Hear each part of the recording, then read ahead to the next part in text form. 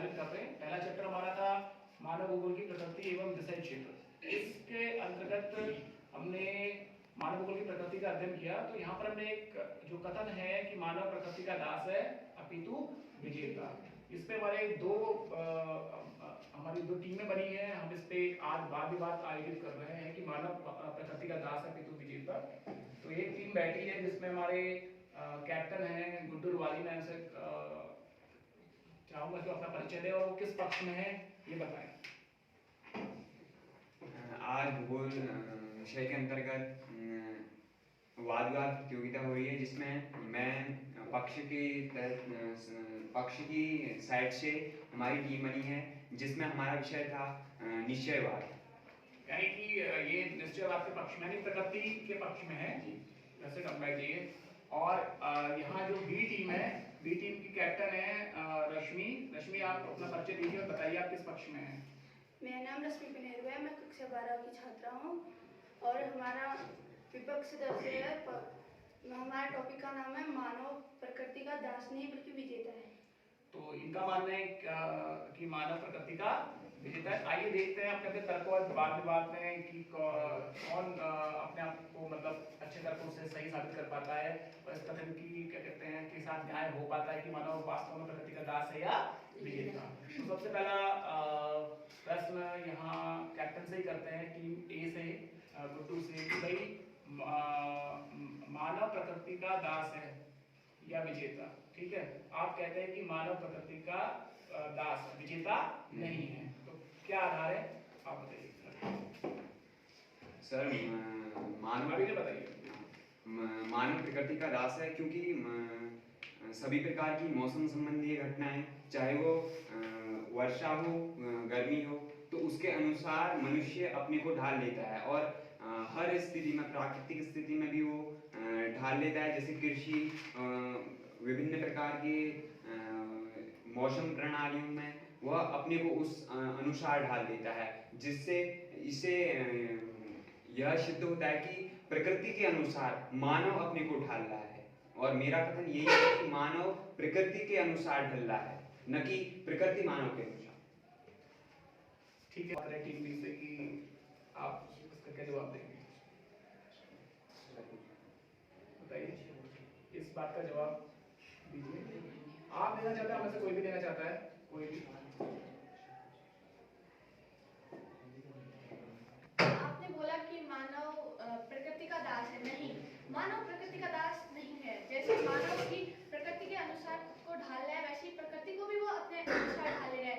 जैसे गर्मी के मौसम पे जो फसलें हो रही हैं, उन्हें पॉली हाउस के द्वारा कहीं मतलब जाड़ों में भी उगा दिया जा रहा है। तरबूज के सीजन में हम जहाँ तरबूज खा रहे हैं, उसके उल्टा भी हम उसमें तरबूज खा सकते हैं। तो मैं इससे यह सिद्ध करना चाहूंगी कि आपका कथन गलत है।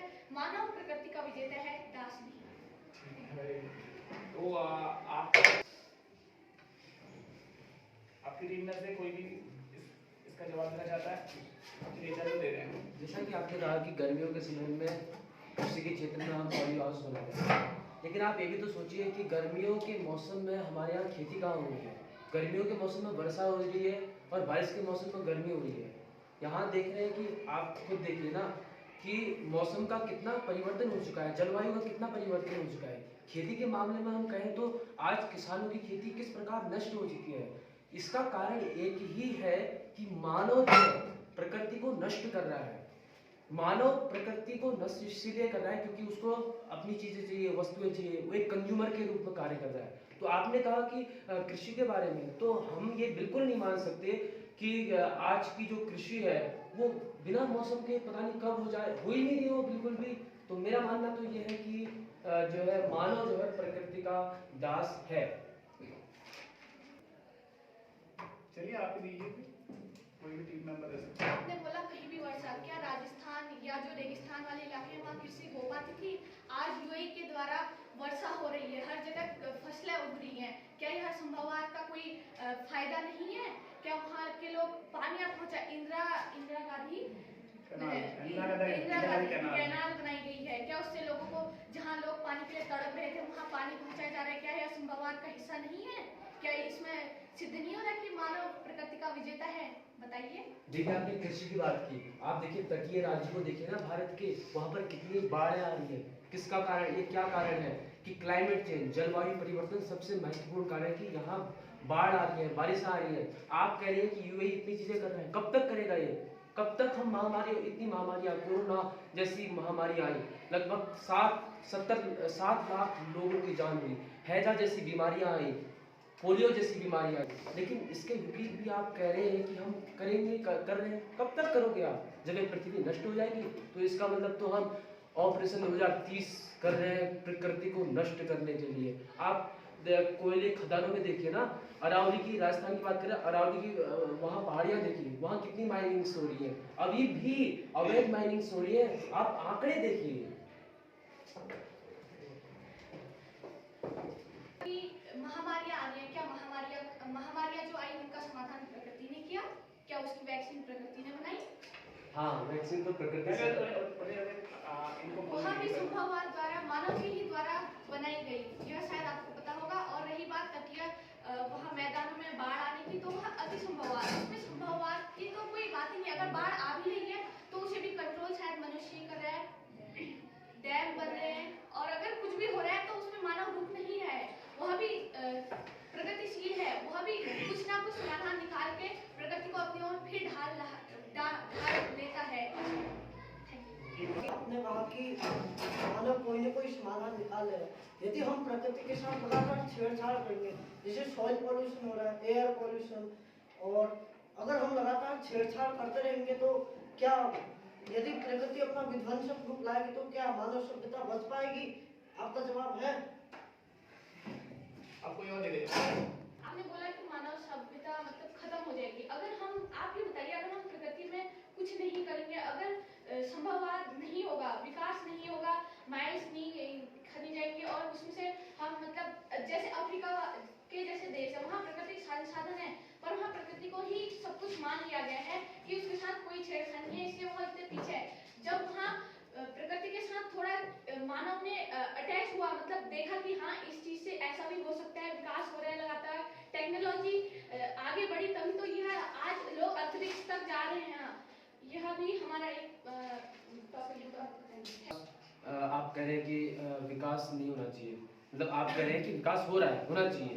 कितना होना चाहिए? जितना कि एक व्यक्ति के लिए किफायती हो, इतना नहीं होना चाहिए कि हम पूरी प्रकृति को ही नष्ट कर दें।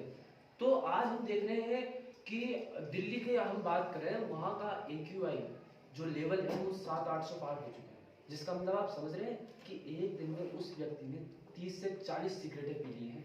और वो व्यक्ति अगर दिन भर वहाँ रह गया तो समझ लिए उसकी जो जीवन प्रत्याशा है ना वो कम हो जाएगी। आप देख रहे हैं कि यहाँ इसी कमरे में देखिए ना कितनी गर्मी हो रही है, और हम देखिए यहाँ पर कितनी 3 लाइटें हैं, क्या यहाँ 2 लाइटें नहीं हो सकती थी? ये जो है हमारे लिए जो बिजली का उत्पादन है, इसमें हमें कितनी परेशानियां सहनी पड़ रही है। हमने अपने पहाड़ जो है वो नष्ट कर दिए हैं, बड़े बड़े रिजॉर्ट बना दिए हैं, और हमने हिमालय में देखिए हिमालय कैसे पिघल रहा है, उसका कारण आज हम धराली जैसे क्षेत्रों में देख रहे हैं। आप ये सोचिए ना कि ये क्या हो रहा है, कौन कर रहा है? ये हम ही तो कर रहे हैं या प्रकृति कर रही है? प्रकृति तो अपने आप ढाल रही है। मैं आपको प्राचीन की ओर ले जाता हूँ। आपने पढ़ा होगा कि लगभग 460 करोड़ वर्ष पहले इस पृथ्वी का निर्माण है। पढ़ा है नहीं पढ़ा? आप बताइए। पढ़ा। उसके बाद इस पृथ्वी में जीवन का जो शुरुआत हुई वो 380 करोड़ साल पहले हुई। ये भी पढ़ा होगा। ये भी पढ़ा होगा कि मानव नहीं आया, जीव आया, जिसको हम कोशिका कहते हैं आज। तो मानव आया। तो मानव कब आया? आज से लगभग जो है यहाँ कुछ 4-5 लाख साल पहले आया, 6-7 लाख साल पहले आया। और मानव ने जो है इतने कम वर्ष में, वहाँ कहाँ करोड़ की बात में प्रकृति अपने आप चल रही थी। आज हम इतने लाख वर्ष पहले अगर हम मानव यहाँ पर पैदा हुआ है और हम पूरी अपनी प्रकृति को नष्ट करते हैं, तो आप कहें कि विकास होना चाहिए। कितना विकास करोगे? इतना विकास होना चाहिए जितना एक व्यक्ति सह सकता है। और बात रही तापमान की, तो आज तापमान कितना बढ़ चुका है। मानव की तो चलो बात छोड़िए, यहाँ एसी कूलर है, लेकिन उन पक्षियों की बात, उन जीव जंतुओं के बारे में तो सोचिए कि उनके लिए कितनी कठिनाइयों का सामना। उस गौरैया को देखिए ना, वो कितना गर्म सह रही है। क्या आप हाँ इंसान को ही देखेंगे, प्रकृति की नहीं सोचेंगे? आप इंसान की डेवलपमेंट के बारे में सोचेंगे? हाँ हो रहा है, जानवरों का भी हो रहा है, लेकिन वो उतना नहीं हो रहा जितना कि उन्हें चाहिए। अगर प्रकृति एक सीमा बनाती है तो मानव उसका समाधान भी निकालता है। तो अगर आप कह रहे हैं कि यहाँ ठंडा गर्म ये सब, अगर यहाँ ठंडा गर्म है भी तो प्रकृति के अनुसार सबको, मनुष्य को प्रकृति ने बनाया है ठीक है, पर मनुष्य का हक है कि वो देखे, अपने आप को आगे बढ़ाए। तो इसमें हम मतलब संभववाद करना भी जरूरी है। बात के तहत प्रकृति जो है, मानव पूरी तरह से प्रकृति पर निर्भर है। जैसे कि आपने कहा कि अगर कोई भी आपदा आती है, प्राकृतिक आपदा आती है, तो उसका समाधान मनुष्य ढूंढता है। जी, मैं आपकी बात से सहमत हूँ कि मनुष्य आपदाओं का समाधान जरूर ढूंढता है, लेकिन जो समाधान है वो भी उसको प्रकृति के द्वारा ही प्राप्त होते हैं। आप मान लीजिए अगर आपदा के तहत सूखा पड़ गया, तो बिना जल के मानव उसका कैसे समाधान निकाल सकता है? अगर प्रकृति ने जल देना ही बंद कर दिया तो मनुष्य की सारी तकनीकी बेकार हो जाती है। आप इस बात को जरा ध्यान से सोचिए। प्रकृति मानव प्रकृति से है, प्रकृति मानव से नहीं है। मानव विजेता प्रकृति का हो सकता है, लेकिन पूर्णतया नहीं हो सकता। पूरे जो संसाधन है और जितना भी मानव विकास कर रहा है, अत्यधिक विकास हमारी नजरों में से विकास नहीं विनाश कहा जाता है, क्योंकि मानव इससे अपने लिए गड्ढा खोद रहा है, अपनी आने वाली पीढ़ी के लिए गड्ढा खोद रहा है। जैसे कि अभी मेरे टीम के मेंबर ने कहा कि हम इंसान जो है अपने बारे में ही सोच रहा है, जो बाकी जीव जंतु है, चिड़िया है। देखिए जैसे 3G 4G नेटवर्क है, उनसे अगर हमारी आवश्यकताएं पूरी हो रही थी तो 5G लाने की मनुष्य को क्या जरूरत थी? आप क्या इसका जवाब मेरे को दे सकते हैं? धारा निश्चयवाद जो मानव को एक निष्क्रिय कारक मानती है, ऐसा नहीं है, बल्कि प्रकृति मनुष्य के सामने केवल विकल्प प्रस्तुत करती है, ना कि उसको पूरी तरह नियंत्रित करती है। जैसे प्राकृतिक बाधाओं को मनुष्य अपनी बुद्धि और कौशल के द्वारा प्राकृतिक बाधाओं को दूर करने तथा अपने अनुकूल उसमें बदलाव लाने में सक्षम है। जैसा कि आपने कहा कि 5G नेटवर्क मानव ही लाया है, लेकिन उसका उपयोग तो संभववाद में ही पॉसिबल है। आप भी उसका उपयोग कर रहे हैं, और जैसे कि पर्यावरणीय आपदाएं हैं, उससे मनुष्य अपने अनुसार ढाल ले रहा है। माफ कीजिएगा, लेकिन मुझे आपके जवाब से संतुष्टि नहीं हुई। मैंने आपसे प्रश्न किया था कि अगर 4G से हमारी आवश्यकताएं पूरी हो रही है तो 5G लाने की क्या जरूरत है? ये केवल इंसान के लिए नहीं, हमें और जीव जंतु के लिए सोचना है। क्या आप हमें बता सकती है 5G से उन जीव जंतुओं को, उन मेजबानों को क्या फायदा हो रहा है? इनका कहने का मतलब ये है कि जो 5G नेटवर्क आ रहा है, 7G नेटवर्क आ रहा है, इससे क्या हो रहा है, जो जीव जंतु है, जैसे पक्षी है, जो क्योंकि जब किसी भी बात को सुन लीजिए, ठीक है, नेटवर्क को क्या करते हैं हम एक्सचेंज करते हैं, उसको मतलब बढ़ाते हैं, मतलब 2G से 3G, 3G से 4G, 4G से 5G, अगर वो नेटवर्क की स्पेक्ट्रम बढ़ाते हैं, उसकी कैपेसिटी बढ़ाते हैं, तो क्या होता है, हमें नेट की स्पीड तो अच्छी मिलती है, लेकिन उसके लिए जो कहते हैं जो यूज होती है, उसमें तरंगे होती हैं, वेव्स होती है ना, उनकी मात्रा भी होती है, बढ़ानी पड़ती है। और वो जो तरंगे हैं और ज़्यादा से ज़्यादा टावर लगाने पड़ते हैं, और अगर वो जो टावर्स होते हैं वो क्या करते हैं, रेडियो एक्टिव तरंगे क्या करते हैं, अपनी ओर आकर्षित करते हैं। तो जो वहाँ पर घोंसला बनाने वाले पक्षी पेड़ रहते हैं या उस टावर पे ही बना लेते हैं, वो उनके करने का पता, तो वो मरते हैं। ये इनका प्रश्न है। तो ऐसा इनको संतुष्ट करिए उत्तर के माध्यम से कि भाई ऐसा क्यों कर रहे हैं, नुकसान ना पहुंचे। तो क्या ऐसी कोई टेक्नोलॉजी बनाई जा रही है या बनेगी या कुछ भी, आप बताइए अपना। विकास की राहों में चलता इंसान पर प्रकृति का दास है। सपनों को देता हर दिन नई उड़ान, पर प्रकृति के आगे झुकता है। मनुष्य पूरी तरह प्रकृति पर निर्भर है। पानी भोजन के बिना मनुष्य जीवित नहीं रह सकता। इस तरह हम कह सकते हैं कि मानव प्रकृति का दास है। भूकंप, बाढ़, तूफान जैसी बड़ी बड़ी आपदाओं के सामने मनुष्य बेबस हो जाता है। केवल वह उसका समाधान ढूंढता है। और जैविक सीमाएं, मनुष्य का शरीर केवल प्रकृति से बना है, पांच पंच तत्वों से मिलकर बना है। मनुष्य चाहे भी कितना भी विकसित हो जाए पर वह प्रकृति के आगे झुकता है। तो इसका मूल वो कुछ नहीं आगे देखिए ना, इनको वो उस पे प्रकृति का विजेता नहीं बल्कि दास है। तो मनुष्य तत्वों से मिलकर बना है। आप कैसे कह सकते हैं कि मानव प्रकृति का विजेता है? जैसा कि आपका कहना है कि आपदाएं मनुष्य के कारण आती है, तो जिस टाइम आपदाएं आती है तो क्या मनुष्य चुप बैठ जाता है? और मनुष्य 5 तत्वों से नहीं केवल मानव ने ही की है। धन्यवाद। मनुष्य आपदाओं जिसमें आपदाएं आती है उसमें चुप ही रहता है। तो मेरा मानना है कि हाँ, उस समय चुप ही रहता है क्योंकि उसमें आपदाएं आती है। मैं फिर कह रहा हूँ कि आपने धराली और थराली की घटना देखी होंगी। वहाँ पर जो SDRF NDRF की टीम आई वो आपदाओं के बाद आई। हम देख रहे हैं कि आज जो आपका जो मुख्य है संभववाद, जिसमें कि आप कह रहे हैं कि मानव प्रकृति का विजेता है। मानव प्रकृति का विजेता ही है तो आज ईरान इजराइल अमेरिका के युद्ध में उतना कार्बन कंजम्पशन हो रहा है, उतने हथियार चल रहे हैं, उतना धुआं उठ रहा है, तो क्या ये जो है हमारे लिए एक नकारात्मक प्रभाव नहीं है? आपने कहा कि जो क्या कहते हैं आपदाओं के समय में मानव कुछ नहीं करता, तो मैं ये मानता हूँ कि उस समय कुछ नहीं करता क्योंकि कर भी नहीं सकता, क्योंकि मानव के हाथ में वो प्रकृति को बचाने के लिए उस समय कुछ है नहीं, उसके बाद होगा वो। तो मनीषा तुमने इस रिकॉर्ड में देखा प्रकृति का दास नहीं विजेता है। ये सत्य है कि मानव प्रकृति का विजेता है, क्योंकि जब बाढ़ आती है तो उसे रोकने के लिए सिर्फ मानव ही जाता है। जैसे कि डैम बनाता है, जब ज़्यादा पानी हो जाता है तो उसमें डैम बनाता है, और ज़्यादा पानी हो जाता है तो उसे खोल भी दिया जाता है कि ज़्यादा पानी से कहीं शहर को नुकसान न पहुँचे। इसलिए मानव प्रकृति का विजेता है। हम प्रकृति को इतना छेड़ा है कि वो आने वाले समय में हमारी पीढ़ी को एक चुनौती भी दे सकता है। और जैसे कि अन्य जनजातियां प्रकृति को अपनी देवी या माता के रूप में पूजते हैं, फिर वो प्रकृति को नुकसान नहीं, लेकिन मानव प्रकृति को नुकसान में पहुंचा रहा और माता के रूप में पूजता भी नहीं। ऐसा क्यों है? आज मानव विकास की ओर इतना बढ़ गया है कि टेक्नोलॉजी से उसने क्लाइमेट को चेंज कर दिया है। इतनी नई नई तकनीकें निकाल दी हैं जिससे सभी को लाभ पहुंचता है। आज शिक्षा को देखें तो वो कहीं ना कहीं देखा जाए तो सबसे ज़्यादा टेक्नोलॉजी का ही प्रयोग हो रहा है।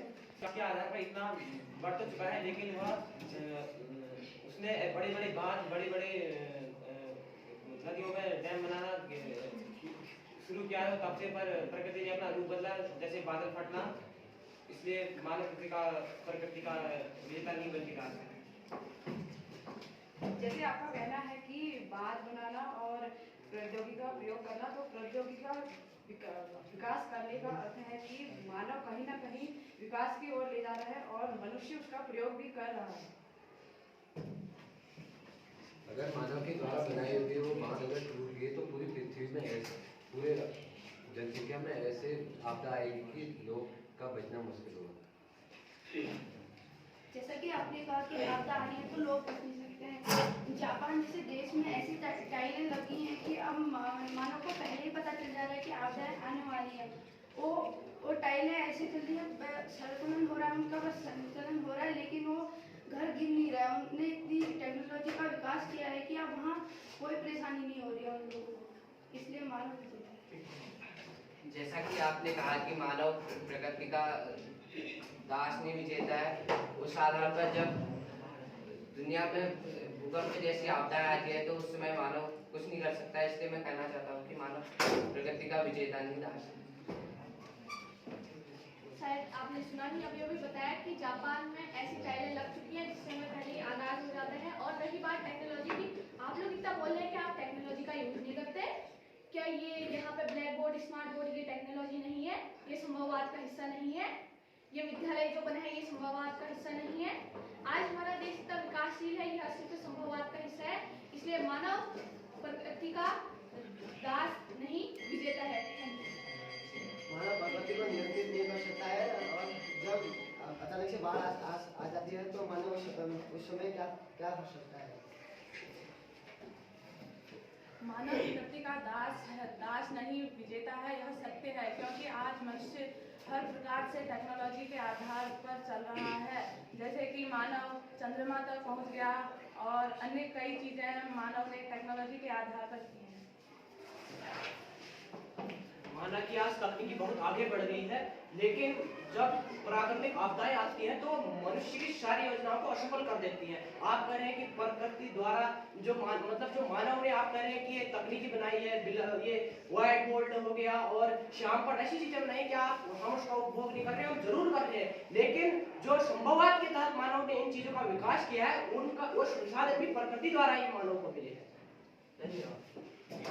देखिए, आपने सही कहा कि प्राकृतिक आपदाएं आती हैं, लेकिन मानव जब प्राकृतिक आपदा आती है उस समय कुछ नहीं कर सकता है, परंतु उसके बाद जो करता है वो मानव द्वारा ही संभव है। जैसे कि बाढ़ में फंसे लोगों को मानव ही निकालता है। आपदा प्रबंधन जैसी संस्थाएं बनाई गई हैं जो मानव ने बनाई है। संभववाद नहीं ये होता है। और जल की समस्या भी सब मानव ही नियंत्रित करता है। बाढ़ को नियंत्रित करने के लिए डैम बनाता है और भूकंप को मापने के लिए यंत्र भी मानव ने ही बनाए गए हैं, और ये सब संभववाद में ही संभव है। मानव प्रकृति का दास है, बल्कि विजेता नहीं, क्योंकि मानव इतना प्रकृति उद्योग करके, जैसे नई नई तकनीक का उपयोग करके गाड़ियां बनाई जा रही हैं और उससे आने वाला प्रदूषण हमारे वायुमंडल को प्रदूषित करता जा रहा है, जिससे मानव जीवन नष्ट होता जा रहा है। मानव को कई बीमारियों का सामना करना पड़ता है और वह बहुत ही प्रदूषण होने के कारण मानव को अन्य बीमारियों का सामना करना पड़ रहा है। जैसा आपने कहा कि मानव प्रकृति का दास है, अगर मानव प्रकृति का दास होता तो आज भी हम गुफा में ही रहते और आज की खोज भी मानव ने की है। ये आपका तर्क तो ठीक है, परंतु मानव संसाधनों के द्वारा थोड़ा वो प्राकृतिक के द्वारा, अगर आपकी उत्पत्ति के बारे में कह रहे हैं तो आपकी उत्पत्ति दो पत्थरों के बीच घिसावट से हुई, जिससे प्राकृतिक का उदाहरण दिया जा सकता है। और मानव प्रकृति का दास है, क्योंकि मानव यदि संसाधनों का उपयोग कर रहा है और उन संसाधनों का बृहद रूप पर उपयोग कर रहा है, कहीं ना कहीं वो प्रकृति को प्रभावित कर रहे हैं। ताकि प्रकृति से ही हमने आग हो की है, तो मानव ने तो वो किया प्रकृति आग की खोज की, और प्रकृति ने मानव को पंख नहीं दिए, फिर भी मानव ने हवाई जहाज का हो किया। ठीक है, सही है। फिर वही बात आती है कि मैं कहूँगा प्रकृति से लिया है, हवाई जहाज वगैरह प्रकृति से लिया है। लेकिन मैं एक चीज़ कहना चाहूँगा कि मानव जो प्रकृति का दास इसीलिए है क्योंकि ये मानव है। सबसे जो ज़्यादा कारण है प्रकृति को नष्ट करने वाला वो मानव है। ना पॉल्यूशन है जो गाड़ियों का धुआं निकलता है, ना कुछ और है, सबसे ज़्यादा मानव है। क्योंकि जितनी ज़्यादा जनसंख्या बढ़ेगी उतना ज़्यादा कंजम्पशन होगा, उतना ज़्यादा कार्बन का उत्सर्जन होगा, और जितना ज़्यादा उत्सर्जन होगा उतनी ज़्यादा प्रकृति को नष्ट होगा।